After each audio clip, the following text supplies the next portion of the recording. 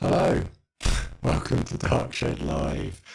It's season 2, episode 7. It's the 1st of September 2020. I hope you're all doing okay out there and you've got your cup of tea.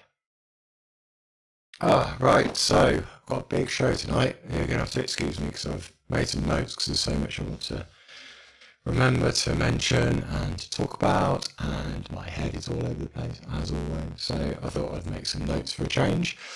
Right, where are we at? We are streaming live tonight on YouTube, Twitter and Twitch. Check that out. If you'd like to join the conversation, head over to YouTube and jump in the comments there, or you can tag hashtag darkshedLIVE over on Twitter, and I'll pick that up at some point. Right, so what have we got? We've got a packed show, like I say. We've got, we'll be looking at the Cameradactyl OG tonight, which is a 4x5 large format camera. And also I'm going to be looking at, related to that, 4x5 dry plates. Can you see that? It's too bright. And the holder for those as well, and not forgetting the Pixelator for digitizing your negatives. So hope you're all well. Please say hello in the comments if you're watching live. It'd be great to hear from you, to know I'm not just talking into the void as always. But let's get started with a little video. Is there anything I need to say that I didn't say there? Yes, so the OG is a 3D printed camera. It's made by Ethan Moses, who makes loads of like funky homemade cameras, 3D printing stuff, and just does loads of experiments with analog processes. So definitely check out what he does. And this was filmed in Coventry a few days ago by Tara, so thank you very much, Tara. I'll put your details in the comments. Please go and check out Tara's work online. So without further delay, let's get this video started. See you all soon.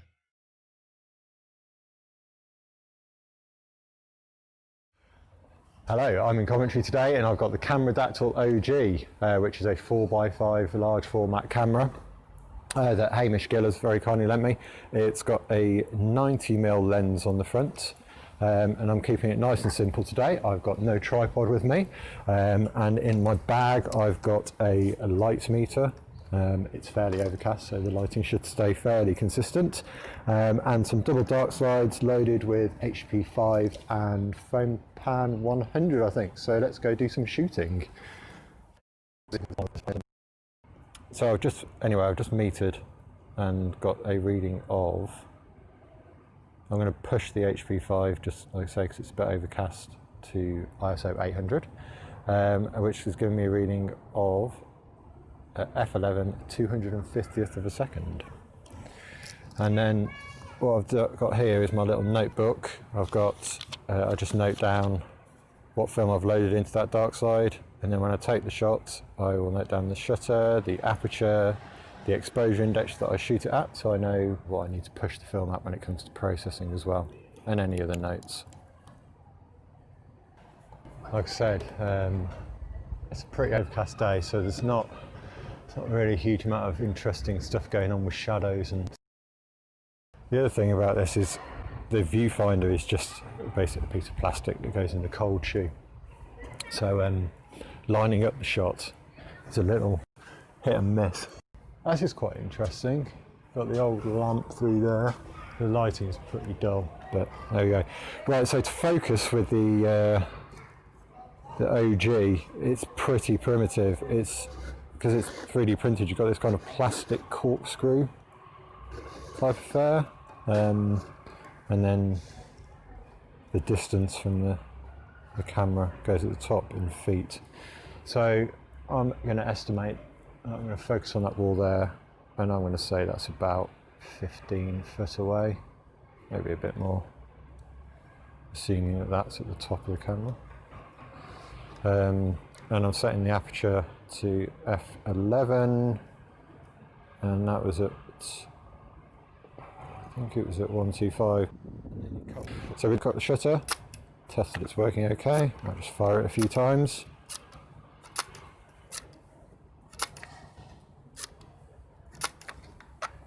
Okay, and we get a dark slide out without pulling it out of the holder. So a slide goes into the back of the camera. This is I find this a bit tricky with this. It's quite stiff. It's held in with like bungee cords.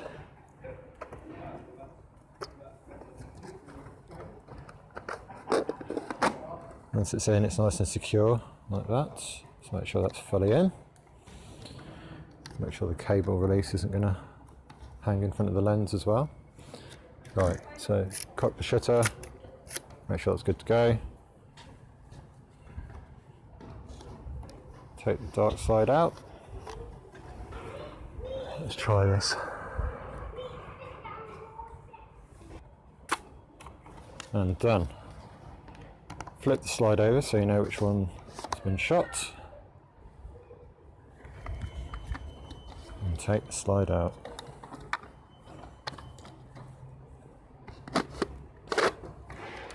And I'm going to make a note in my notebook.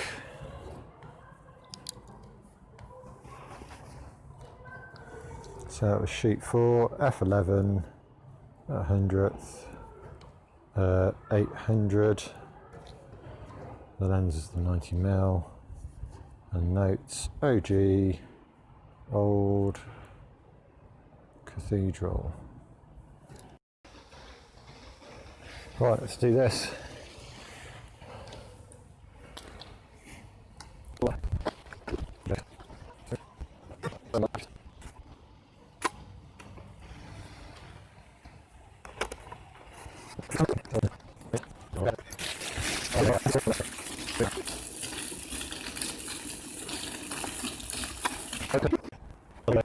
This is my usual sort of photo, as Tara well knows. I do not enter sign.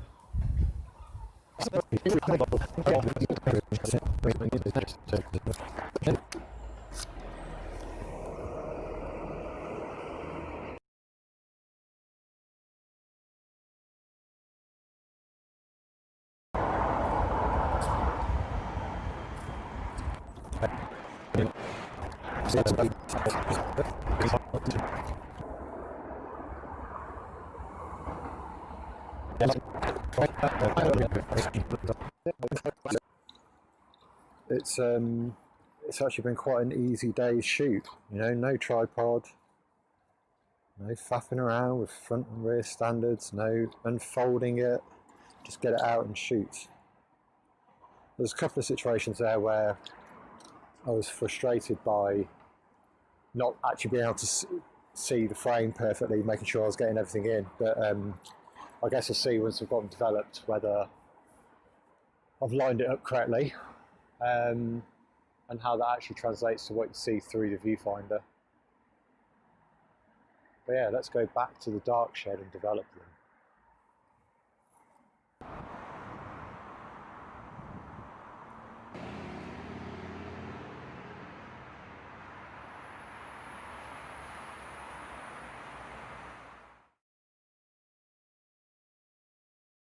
There we go. Right, fingers crossed. The audio's okay now. Please let me know in the comments if it's not, and I'll rapidly have to do something else to try and resolve those problems. So I'll just give it 30 seconds for this stream to come through and you can tell me whether the audio is good or not. I hope you enjoyed the film. So one thing I guess I glossed over was the fact that you can actually use it on a tripod, and there's a ground glass in the back, so you can frame it perfectly and you can focus perfectly if you want. So I just wasn't using it in that style, I guess. So that's why I encountered those problems. But other than that, it's great, isn't it? It's really, really funky. Yeah, I guess one thing that would make a huge difference is having an optical viewfinder rather than this. don't know if you can see. Thank you for your comments saying that the audio is good. Brilliant. Great news. So this is the viewfinder you get with it, which is specific for the focal length of lens that you're using. But if you had an optical one of those, then you've got a much better chance of actually lining the shot up properly. Right. I got through 9 frames in 2 hours. That's a lot of large format for me. I don't normally shoot that amount in that short time. So I guess that relates to the sort of shooting experience it was. It's a bit more point and shoot, so I was a bit more snap happy, I guess. Let's have a look at some of the images. So what I've got here is, first up I'm going to show you the full frame. So that's what I captured. And then I'm going to show you the cropped version of what I was actually trying to line up. I did want more of the left of that frame in. So that was the one in the cathedral. Then this one was the bench. So I thought I had the horizon in line with the bench there, but clearly I didn't. I had it in line with the floor. That was more the framing I was going for through the viewfinder. Again with this one, I thought I was closer, but I wasn't. This one, so I forgot to set the focus on this one, because you're looking through the viewfinder, you don't actually I completely forgot that I needed to manually set the focus on that, and there was no visual reference, so the focus was off on that one. And then when I changed the focus, I didn't have it composed very well. That was more what I was looking for. This one, so this was a Fomapan 100 that I'd pushed to 1000, because this is like right under in the shadow of a building. But like, I think I was at 15th of a second shutter speed for this, so it's pretty, there's a lot of blur on that from shaky camera. But that's what I was realistically going for there. And the next one as well, as you can see, you might be able to spot the cable release is at the top of that frame, unfortunately, and that is my favourite image out of the lot, which I'm a bit gutted about, but I'm going to have to go back and shoot that, I think, because I really like that shot. This is the next one. This one I was trying to align the concrete pillars in a particular way. And I think I got there. That's what I was after. So it wasn't far off, that one. And then this was the final one. Again, not too far off with that. So yeah, the viewfinder wasn't too bad, but I think that's the biggest problem I had with it. But a very enjoyable experience. Yeah, I'm definitely going to take it out again and do some more shooting with it. So yeah, check out. I'll put the links in the notes as always. Check out Ethan's other cameras. I think he does like 6x12 medium format, all 3D printed. Oh, he did a Kickstarter campaign last year, didn't he? So you could download the files yourself and print it, which is really cool. So yeah, check out what he does. Anything else to do with that? So I've got a full edit of that video, which is about 20 minutes long. I'll upload that next week, so you can check that out. So make sure you subscribe, and so then you'll see the full thing. Right, what time are we on? 1:15. So let me just show you this quickly as well. So this is my first tri-plate photo, 4x5 Jason Lane. I'm holding that upside down. Boom, Jason Lane dry plate. What does it say about that? So Jason and Steve, Chroma Steve, partnered together last last year and ran a Kickstarter to make holders for dry plates, which I jumped on straight away because it's something I've always wanted to try. And this arrived 2 weeks ago. Got the plates in and shot my first one today, and that was the result. Jason makes the plates over in America. It's a glass plate with an emulsion put on it and dried, so it can be shipped. It's not like wet plate where it needs shooting straight away and developing straight away. So you end up, actually, where is the plate? There it is. You end up with a negative on a piece of glass. You're not going to be able to see that, are you? Not at all. But it's a beautiful, beautiful thing to hold and to see. And yeah, I just scanned it quickly, and that's the image that I've got. So they're exactly the same, work exactly the same as 4x5 film. So they've got little notches on the top, so you know which side the emulsion is. You can work with these under safe light as well, which makes things nice and easy because it needs tray developing. You can't put that in a tank, obviously. But yeah, you can do it under safe light, which is nice because then you can develop by inspection if you wanted.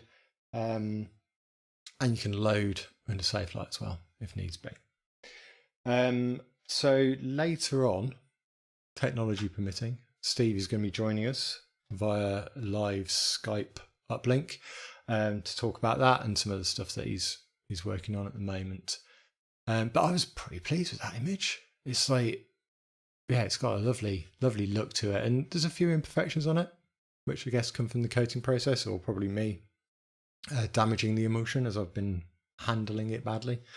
So yeah, that's that. If I've got time later tonight, I will try and do a contact print with that because I'm really intrigued with that. Like that emulsion against right next to a piece of paper to do a contact print is going to give a fantastic result. So what else? So that the Cameradactyl OG is Hamish Gill's. If you don't know Hamish Gill, he runs the 35mmC website, and he also recently released the Pixelator. So the Pixelator is a on surface, it's quite a simple device. It holds your film flat in front of a diffusion panel and has a series of frames that you clip in, and you put a light source underneath, and it allows you to digitize using a digital camera. Sorry, I'm gonna have a bit of tea. Okay, we go. So yeah, it lets you digitize rather than using a flatbed scanner. It's a nice little system for doing that. So you could use if you've already got a digital camera. This is the use case, I think, is if you've got a digital camera, but you don't want to buy a flatbed scanner. Basically, you're utilizing the technology you've already got.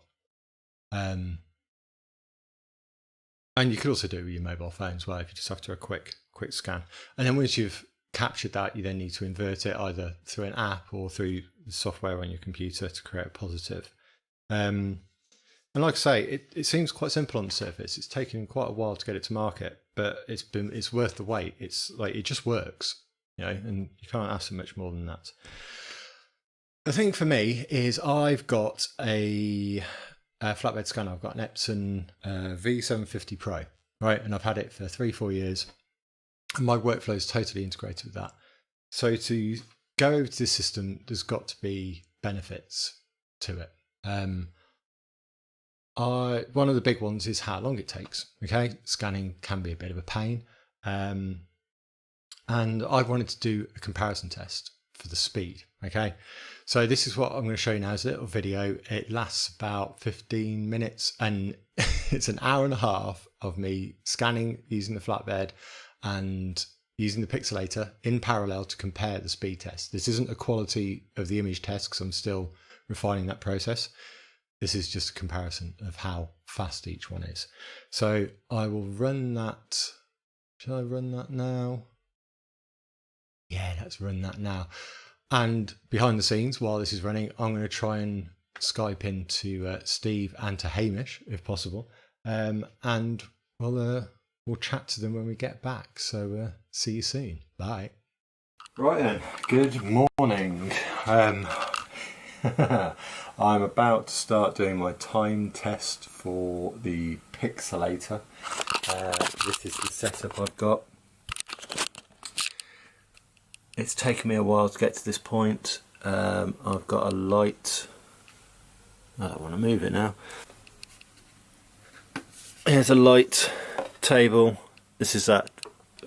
I just got it off Amazon. I think it's like £12 for that setup, which I've set up on a chair, and then I'm blocking out any extra light just using these bits of card. And then here I've got a Nikon D800 with a 50mm enlarger lens on some extension tubes. And with this setup, the tripod's inverted, upside down. I'm pretty much filling the frame perfectly, 35mm frame. Onto that, which I'm really happy with. Like I say, it's not really a quality test. This is just about trying to get the excuse me, the timings, how long it's going to take compared to scanning.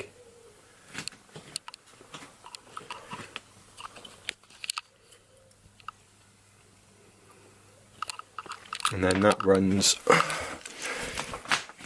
With the D800 you can't have live view on at the same time. It's being hooked up for tethering. But then that's got a USB cable that runs out to here and connects up.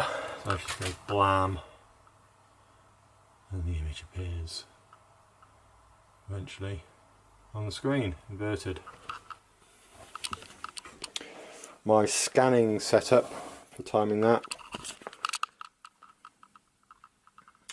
I've got an Epson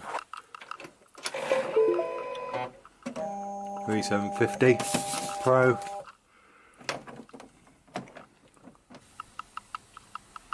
And we'll do a speed test with that to get the same resolution as the digital camera. So for the Epson scanner, I've got the film already developed here, cut into strips of 6, and then it goes in these holders. So you can do 24 at a time in that. So here we go, and we're off. On the left hand side we've got the scanner timing, and on the right the Pixelator. So because I use my digital camera for photography jobs as well, and a tripod, and that's my current setup, I've got to include the setup time in this as well, because the scanner stays set up permanently. So I've got to factor that in to how long it takes to get set up.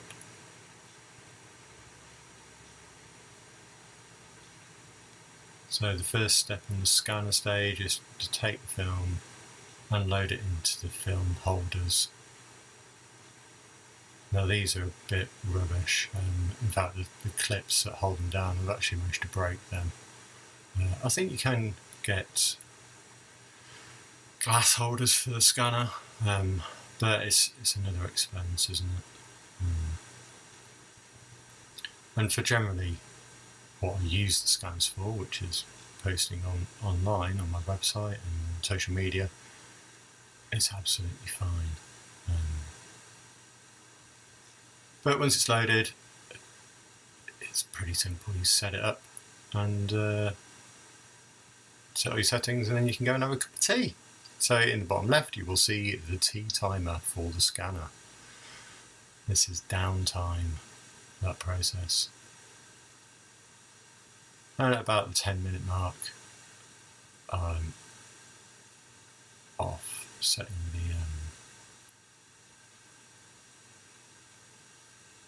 the Pixelator up.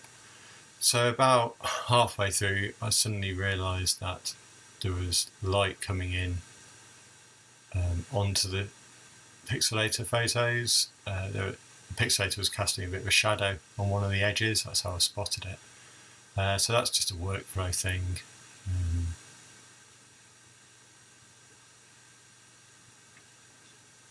Maybe create some sort of hood that goes around it all to stop any extra light coming in.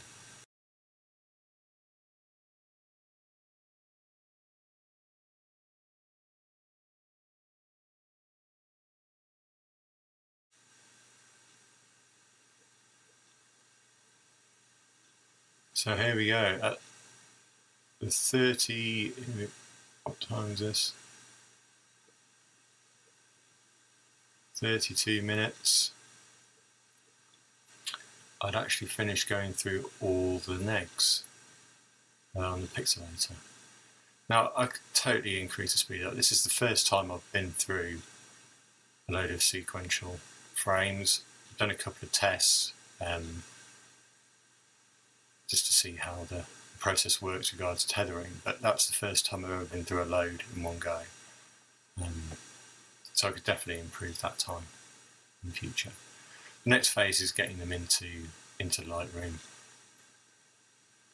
And I downloaded the demo version of Negative-LAV Pro to give that a go, rather than trying to do it all manually, which seems really smart. And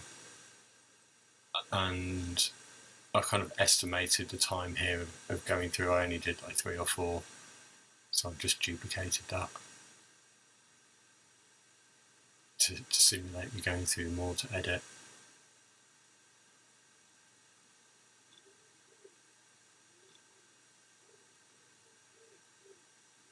The downside with the Pixelator is you've got to kind of go in and crop all the edges. The plus side of that is you don't lose anything off the edges, which I have noticed with the scanner. When things are very close to the edge of the frame, they get cropped out, and there's no control over that with the scanner. So at least with the Pixelator you can go right up to the edge of the frame. And that's it. At 45 minutes 14 seconds, I was completely done with the Pixelator process. And the first batch of scans hasn't even finished yet in the flatbed. So the T timer has started for the scanner. The T timer has started for the Pixelator.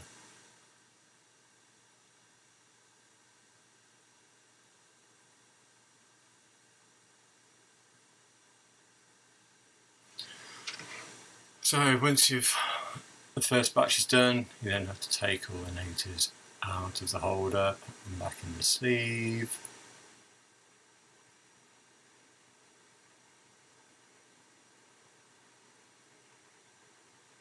You can see the T timer is now still running for the Pixelator.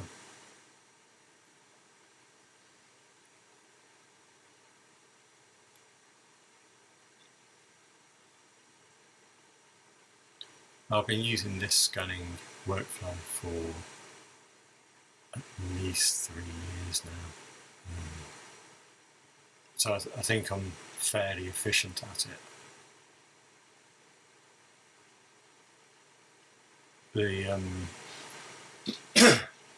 The number label on the sleeve then correlates to the file name that they're scanned at, which I also put in the film name.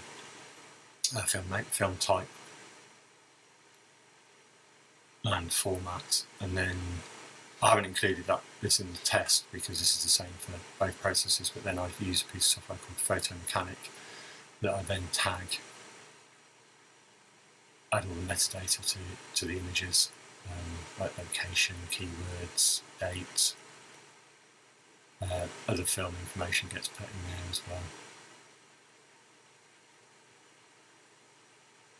So once I've loaded in the next 2 strips, they get previewed.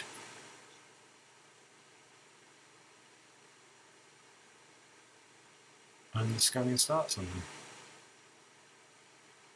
And the T timer starts again. The scan.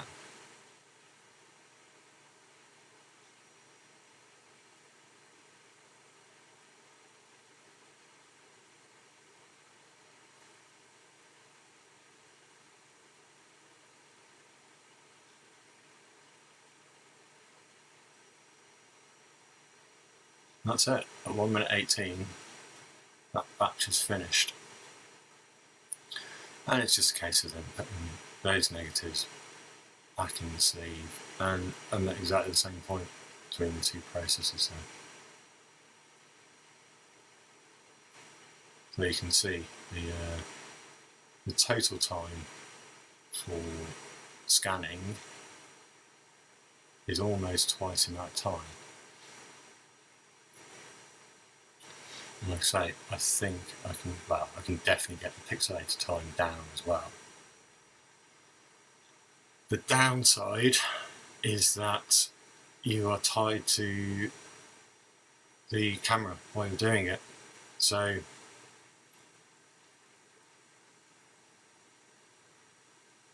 I had to do one last step with the scanner, which was import all those into Lightroom. There's no importing with the tethered option because I'm capturing it through Lightroom. It's straight into a library. And I could pre-set up processes there as well to automate that a bit more. But there we go. Once they're all imported into Lightroom, and I'm in exactly the same place between the two. So yeah, 1 hour 20 for the scan, 45 minutes. So comparing the two, I have more free time when using the flatbed scanner than I do with the Pixelator. And I think once I've brought the time down for the Pixelator, I still think it's always going to take longer to use the Pixelator than the flatbed scanner. So the big question for me is are the images a better quality capture than with the scanner?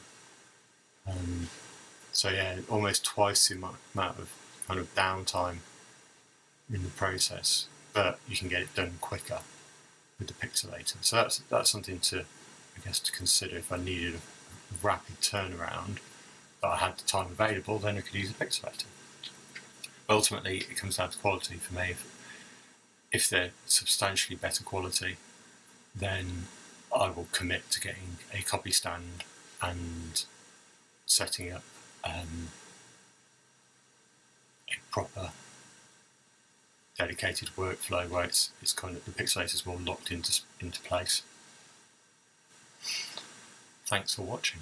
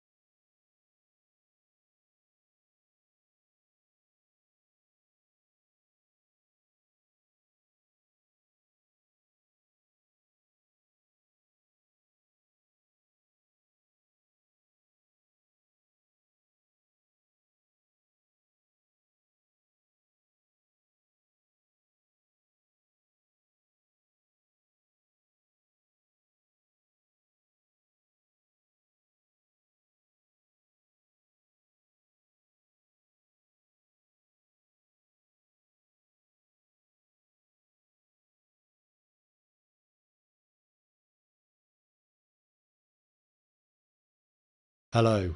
Sorry about that. It would appear that the sound's gone on that video. But the good news is the other part of the technology seems to be working, and joining us now are, let's see if this works, Hamish. Oh no, there's no sound coming through for Hamish. What the hell?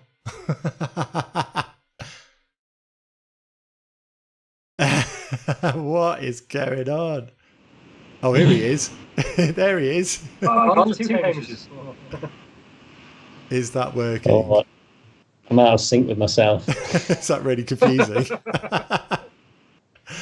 Oh, the technology, eh? And stereoscopic Hamish. also we've got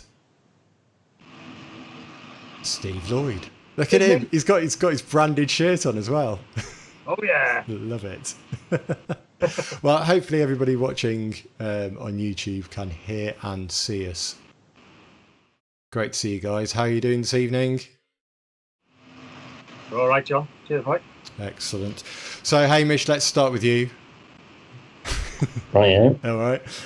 So I've just shown everybody the video of your Pixelator. Congratulations for bringing it to market. Are you pleased it's out there? Say that again. Are you pleased it's out there in the wild now? Yes. Yeah, most certainly. It's especially now. I think the main thing is that it's not only out there, but it's also selling. You know, people are actually buying it, which is kind of the point of all of this. So, yeah, it's selling. I would say, as well, probably just a slight touch better than expected at this stage. Oh, fantastic news! So, yeah, it's good. It's good news. Good stuff. So my, I guess, big question is, or my main question is related to setups. So I've only used it once, right? I went through it, had a quick go with it, and I've just done some speed tests with it. What setup, you've been using it for a long time. What setup do you have? So we, well, it's kind of mine and Josh's setup, which is our kind of test bench setup, I suppose. So we have a Sony, well, a range of Sony cameras, but the sort of one that stays on the stand is a Sony A7R, the first one. So that's 36 megapixels. Mm-hmm. We use that with a Nikon 105mm AFD micro lens, macro lens, micro if you're talking Nikon speak. That's both of those sit on a Kaiser copy stand, which I can't remember the name of, but it's the sort of 250 quid-ish one. Mm-hmm. So it's kind of, by Kaiser standards, fairly inexpensive. And then at the moment we've got a Kaiser Slimlight Plano, light box pad thing, which is good but not amazing. I would say good quality of light, but not particularly bright. Mm-hmm. is an issue with it. Well, that's one of the problems I had was because I use a cheap light pad that I got off Amazon, and it's just not very powerful. So because I had the room lights on as well, I was actually getting a shadow that was being cast on the top of the negative. Whereas I assume if you've got a really powerful light pad, that's not really a problem, is it? True, yes, but I always still try and cut out as much of the room light as possible. So our little test room in the kiln, we just turn the lights off. Mm-hmm. when we're using it. A lot of people use sort of extended hoods or kind of. I saw somebody the other day who'd got a roll of put it like parcel tape, and he was putting the parcel tape roll on the Pixelator. Mm-hmm. around the frame that he was digitizing, and that was just cutting out a bit of extraneous light. Yeah. But yeah, I mean, more light to overpower the ambient light is definitely a good idea. A lot of people have started, well, a lot of 2 or 3 people, I should say, I suppose it's not necessarily a lot, but certainly a few people I've seen have started using it with flashes, but using it with flashes. What was particularly interesting with one guy's setup is using it with 2 flashes that were on the light box. So the flashes were being the light box was the modeling light, Mm-hmm. so it could check sharpness, etc. But the flashes were then flashing into the light box, and which was then kind of reflecting back up. That's and really he was getting clever. incredibly uniform light, and then obviously cutting the shutter speeds right down. Yeah, like the first setup I had, I'd inverted my tripod, and I had to have quite long shutter speeds, and I was getting camera movement because the tripod couldn't handle it, and it's a real shame because then I had to put the ISO up, and you're just like, yeah. So I had to completely change my setup just to get more stability in it. What would you recommend for the actual Pixelator itself? Because I created a frame with some mount card for it to kind of sit in, but I still had problems where it would kind of just lift off the edge and went out of focus slightly. What do you sit your Pixelator on? I created a frame the size of the Pixelator on top of the light pad. So I'd always have something to push it against. Every time I moved the frame on, I was then able just to kind of push it into the corner of this frame to keep it in the same place every time. But it must have been like tipped over at one point, unfortunately, so I lost focus. I suppose the setup that we've got at the office is we've got a thin bit of, I think it is anti-board actually, that sits around Pixelator on the light source. Obviously, ideally, you want a light source that only lets light through the bottom of Pixelator, which is what we're working on at the moment as our sort of light source. So our mount board sits around it. It's kind of cut almost perfectly around it, and then that obviously cuts out the light, but it also gives a bit of we just kind of move it around between each frame, slide the negative through, and then push the frame back down and hold it tight on the film. Yeah. And then just move the mount board around. But I still check every frame for focus. Yeah. Or every other frame for focus. Or if you're tethering straight into Lightroom, which is definitely the way forward as far as I'm concerned, you can do quick. You can take the shot rather than checking the focus using the camera. You can check the shot, and then you take the shot and then check it on the computer, which is quicker and easier than naffing around with the camera. Yeah. Ideally, you want to get the camera set up and then kind of leave it. That's what I figured would be the quickest workflow, is like get the camera in place and just never touch it again. Basically step away from that and then just work everything else around it. The problem I had with the D800 was that you can't have the live view on while it's tethered. So there's no easy way of like looking at the image without putting your eye right up against the bloody view.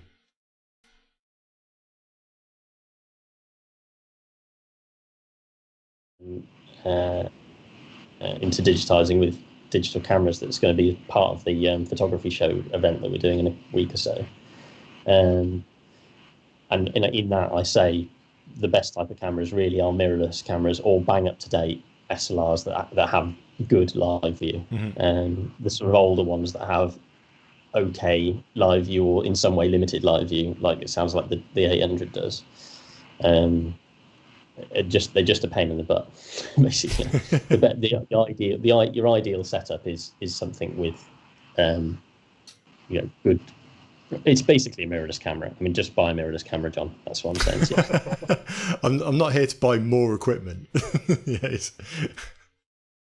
Forget it. So, like, one thing that's kind of really struck me about it is how kind of adaptable and modular it seems to be. It's not like you get it and you think, well, these are just bits of plastic. Like, what could this possibly do to improve my life? But it just, like, it all works. It's really simple and easy.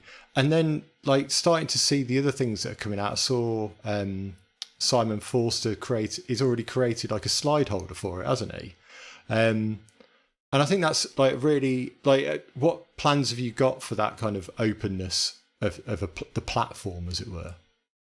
That kind of when it came to the post Kickstarter redesign, I mean, obviously when Steve designed it initially, we had a lot of these conversations about different formats that you would be able to use and how we could just laser cut different bits that could slot in. So, but when I came to then have it redesigned by Clive, one of the things I said to him was that I'm not too, because one of the problems that we've always had with Pixelator is that it is fiddly to use. Like there's no getting around it, and I make, you know, that's one of its downfalls. It's one of its cons, but the payoff is the flexibility. So when I spoke to Clive, I said to him that if we can make it slightly less fiddly, great, and that's what we did with the little kind of hinge mechanism that we've got at the bottom. And obviously the gates that kind of hold in place rather than falling out. But the advantages that you get with that fiddliness is the fact that it's really, really flexible. So I was on this, funny enough, speaking to Simon on the phone today. We've got this slide mount that's listed on the website already, and he's starting to work on a whole bunch of different films. So I said to him today, look, you know, let's look at 110 APS-C. Let's look at some of those kind of weird, sort of slightly bigger than 35mm formats, because, you know, yes, there are other platforms that will cater for these, but I think that ultimately we can have a platform that caters for more different types of film formats. Yeah. And people can just if they want to just download the file, there's a page on the website. If you go to the website and click in the menu, it's 3D printed parts or something like that, and then from there, if you click through to design, there's a section on the website for designing your own gates. You can download the file. There's a technical drawing, and there's some files that I can't remember the name of that Steve would probably tell me about, step files and DXFs or something like that people can download and chuck those into software for designing stuff. You've obviously gained a lot of experience in that during this process. That's for the intelligent people to wrestle with. But that, I mean, the gist is that we've got there's a file and it shows the dimensions of the sort of inner aperture of the frame, and people can download that and design their own gates to fit for whatever they like. And if they make something that's unique, they can send them to me, put them on Thingiverse, and we'll promote them through the website, and people can, you know, members of the community, users of Pixelator can if they design something, they can make a few quid selling the bits for it. And that's always been, since very early on, that's been something that I've wanted this product to be, is something that feels like it's part of the community, and it creates a little community of users in itself, if you see what I mean. Yeah, I think that's fantastic. And like, who knows what people are going to start using it for? I think that different planet most of the time, but some of the stuff that he was saying today, I mean, it's crazy. It's brilliant. Like I love the fact that it's inspiring. You know, as much as I think that it's wacky, some of the things he's saying, I love the fact that it's inspiring that kind of thought in him, because it's making him think about all the different things that he could do with it. And that's exactly what I wanted it to do. I wanted it to be a relatively sort of, you know, just a simple thing that people use in ways that I hadn't dreamed of. And that's what people are doing. You know, I've got one guy that's sellotaped his Pixelator, or black. I mean, I say sellotaped. It's black, like duct tape, rhino tape, whatever you call it, gaffer tape, to an LED light fitting. That's never coming off. If you use gaffer tape, that's it. That's never going to come off. That's a permanent fixture now, isn't it? Well, I know, this is what I thought, but he's left enough gap for him to be able to slide the film through. So, like, he just uses it for 35mm, so he's just got a slot for sliding 35mm through, and then he's just gaffer taped the rest of it up. And then, there's another guy that's got his sort of underneath, like cut half a bottle of Lefroy whiskey carton, you know, the kind of tubes that whiskey come in. Mm-hmm. And he's got a half of one of these that he's somehow affixed to his camera, and it just kind of sits on top of Pixelator. And he's the guy, in fact, that's shining, that's flashing two light flashes into his light box thing. Oh, nice. So yeah, it's brilliant seeing. Unsurprisingly, then Steve Chroma Lloyd has been messing around with it already as well. What have you done with it, Steve? I've done all sorts with it. Have you broken it yet? Not yet. We've redesigned it a few times, haven't we, Hamish? Yes.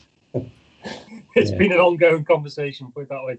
I mean, it's funny listening to you guys talking then about sort of blocking ambient light and cutting out room light and things. That's what spurred me on to build the latest product. Look, he's got a little display cabinet behind him with all the products. So this is my basically Chromagraphic, or whatever we're going to call it, mount. It's on the back. Pixelator sits in a frame then. So I get it on my actual camera, that would help. Sits in a frame, which is Graplock compatible. And then on the front, I've got a mount for, in this case, my A7, but any camera. So this, we were talking before about trying to keep a kind of level mount. Benefit of this is obviously it doesn't move. So you've got an image sitting there. Where are we? I'm trying to find the camera. Back to front. Well, I've got a delay on the screen, doesn't it? So there you go. So there's your mount. And I've obviously got the negative in the back. And it gives you a nice solid front. So I'll put a few pics up on Instagram before. And I was literally holding the camera pointing towards the sky. My Chroma as my backlight. So none of these digital backlight things.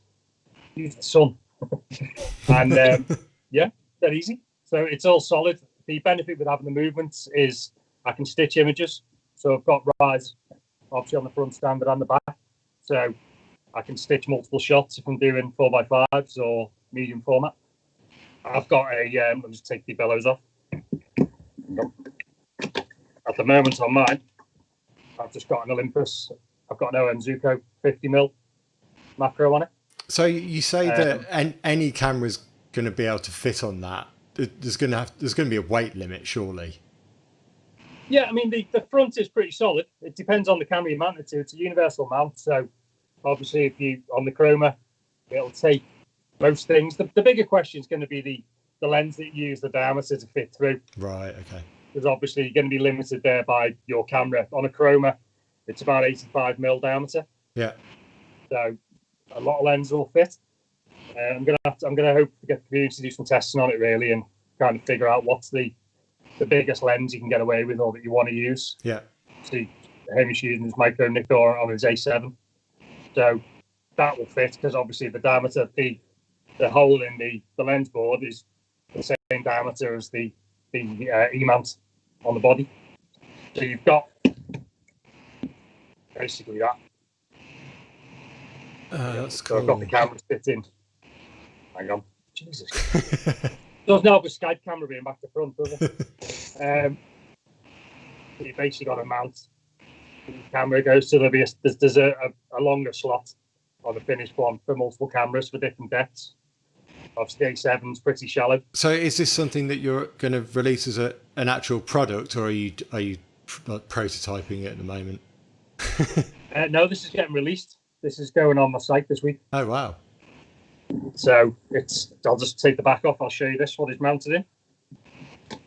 So this is the frame that the actual Pixelator sits in. Yeah. Goes on the back. So all you do is it's just friction, just pops in. Look at that. And then you've got your Pixelator, and then you've got the frame.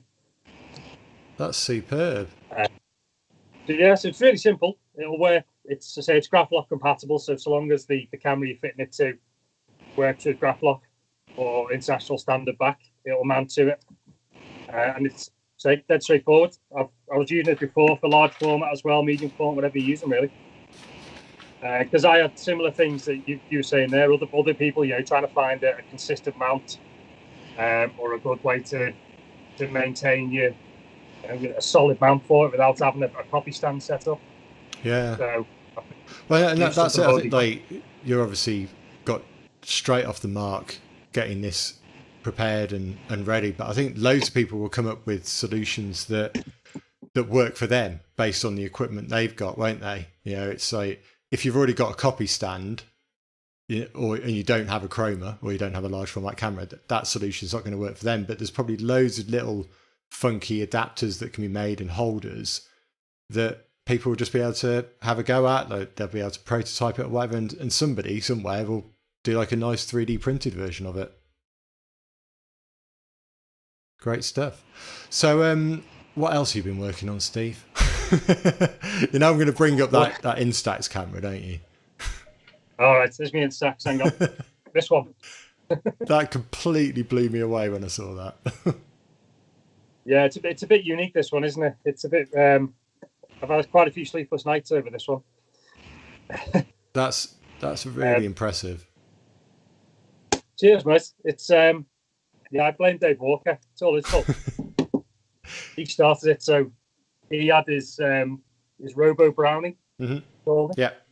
And so I saw that and got in touch with him to see about sort of upscaling it to large format. Yeah. Which starters on a bit of a slippery slope of late nights and coding and soldering and burning myself. So I've now got a lens mounted shutter sort of working as a beta unit. Yeah. So we're going to be releasing that kind of between us, probably a Kickstarter in the next, say, 6 to 8 weeks. Wow.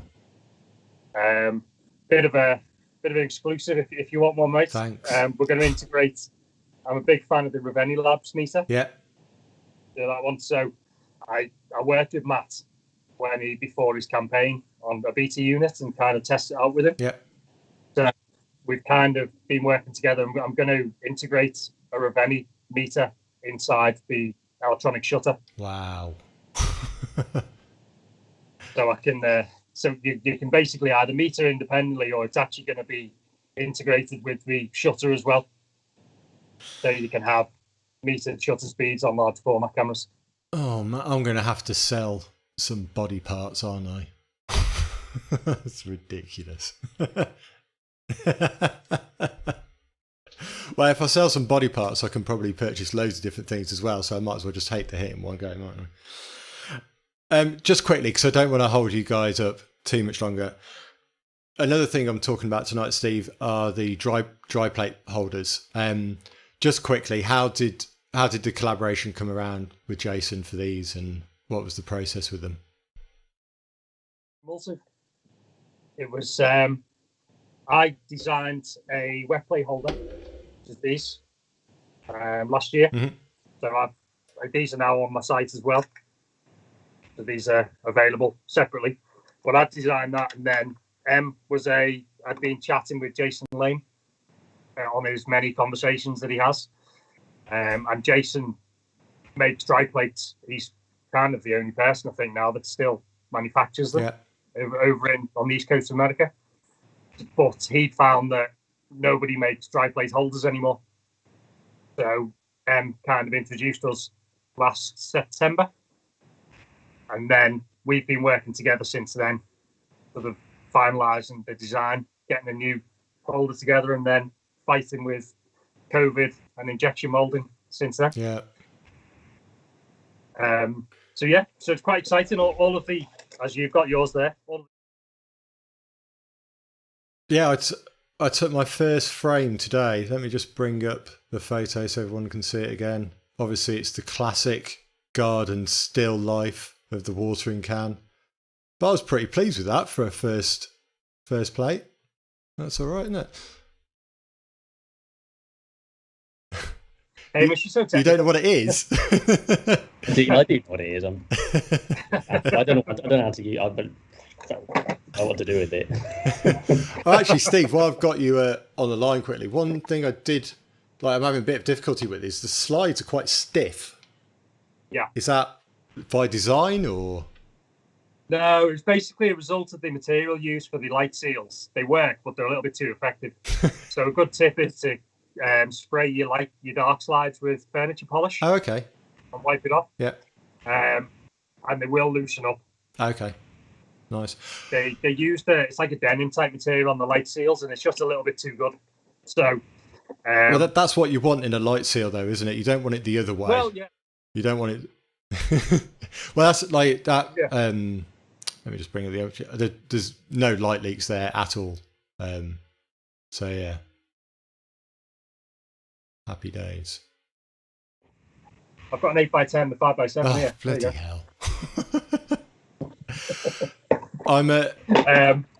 I'll have to give you a chat about Thursday because I'm picking up a 20x24 copy camera from Liverpool on Thursday. It's for creating like one-to-one copies of stuff, but I'm going to try and use it as a portrait camera. That's my intention. Either call over here or I'll come and meet you, mate. Whatever's easiest. Yeah, let's sort something out. Right, on that note, I don't think I've got any more questions. Thank you very much for your time, both of you. Hamish has gone to sleep already. Brilliant, nice.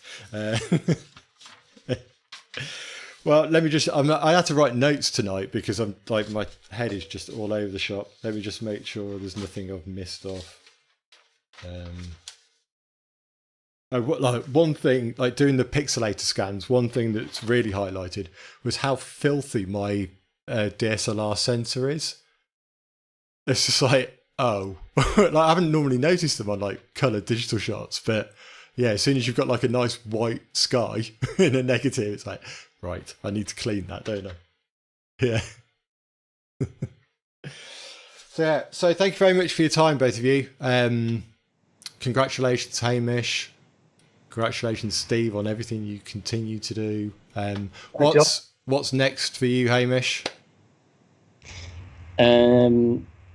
Well, at the moment, I've. Shall I show you? I can show you a very quick, fleeting glance of something I'm working on, if you like. Put your pants back on. Are you doing some knitting? Hang on a sec. 2 seconds.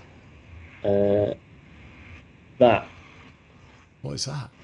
That looked like a speaker. Ooh. You know, like we can pause video. We can go back and see what that is. If you can discern any detail from that, I'll be very surprised. Nice. Is that an LED panel from a ceiling? Yeah, ceiling light. Those are little LED ceiling lights. Yeah. Brilliant.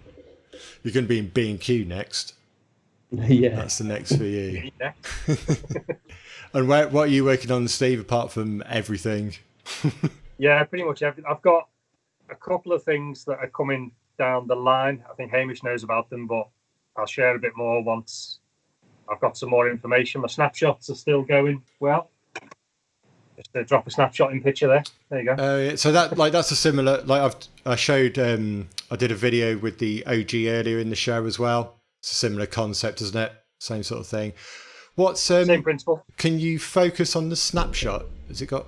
How do you do that? Yeah, it's got a metal helicoid. Oh, nice. So you basically have different length spacer rods for different lenses. So this can go down to, well, without any bellows, it will do a 47mm lens, and it'll go up to a 210. So, and you can swap these spacer bars out. Hamish has got the kind of testing a technical snapshot, which has got some rise and shift. That might come next if Hamish enjoys using it. Once I get the right, we've got to Yes. I'm getting the right. It went in the post today. Bars. It's a new 120 on it. Yeah, I've been very. I've worked out the lens I very specifically want is 120mm. So Steve's had to accommodate that. So fussy. Well, we can always accommodate stuff. So yeah, so there's that. I've got the dry plate holders. They're going over to Jason for assembling all the retail holders. They're on a boat from China at the moment. I'm hoping this week. So and are you you getting to a place where as soon as you have things available, they go on your site direct for purchase? Yeah, they'll be going on Chroma, they'll be on Pictoriographica, and they're also going out through various retailers we've been chatting to. Yeah. So once they're ready, which is probably going to be, I don't know, 8 to 10 weeks, I think, by the time all the parts arrive and then they get assembled in America. Cool. So they will be ready after that. the wet plate holders are already available on the site now. I've just made some 8x10s and 4x10s for that, and various other sizes. Brilliant. I've got a 5x7 back coming for the Carbon Adventure. just I don't know why I'm pointing. And slow not down, actually showing. Steve. Slow down. I don't slow down. There's a 5x7 back, so it's a replaceable back on the Adventure. Are you? So you can swap it out. Have you moved to a new workshop now? I am next week. Oh, superb. I've actually got to start interviews as well. I'm bringing another engineer into Chroma, so I had a job open till today, so I'm going to be doing interviews next week. Wow. Yeah, moving into the workshop that week as well, so I've got to fit that out. Good stuff. And build cameras. Good. Right, sounds like it's all going great. So yeah, Thank you. good to speak to you. I'm keeping busy. Just quickly, Hamish, let's just pop back to you. Where can people buy the Pixelator? Pixelator.com, which I have to spell. How do you spell that? Obviously, nobody can spell it because it's a stupid name. Pixl-latr.com. Thank you very much. I shall put a link in the show notes because that's how the internet works. Thank you very much, guys. Great to talk to you both and catch you both soon. I'm going to disconnect you guys from Skype now and probably carry on streaming for a bit. So great to see you both. Thursday, mate. Take care of yourselves. Yeah. See you soon. Bye. Bye. Right, let me just hang up from them. Otherwise, they're going to be talking in my ear as I carry on streaming. Bye. Right, hang up. Go away. Right, they've gone. Well, I hope you enjoyed that. What time are we on? Oh, it's 9:10. I don't think I'm going to have time. Is anybody still out there or have you all left? I don't think I'm going to have time to do any printing tonight, which is a shame because I really wanted to do a contact print of that. But check me out on social media at the darkshed on Twitter and Instagram, and I'll do a print in the next few days and get something up online there. And who knows, maybe I'll stream it as well. So don't forget to subscribe to the YouTube channel and you'll get an alert if I go live. Thank you very much for watching tonight, everybody. I hope you've enjoyed the show. It's been a lot to get through. Let me just check my notes, make sure there was nothing else that I needed to say. You see, I can't even read this quick. That's it. It's all done. I'll put links to Jason Lane's plates, the Pixelator, the Chromagraphica. What else to talk about? The Cameradactyl OG. They will all go in the show notes. So please go and check out everybody's one. Like, I guess the theme for this week's show has been how amazing it is that people make stuff to create images with. I'm not a gear person at all. I'm really not into like different cameras. It doesn't appeal to me. I care about making images, but you need tools to do that. And all these tools are just kind of homemade, crafted things. And like Pixelator's now gone on to be, and the Chroma, big like retail options, which is phenomenal. So what a wonderful time to be shooting film. Thank you all for watching and see you next time. Where's the outro page? There it is. Bye.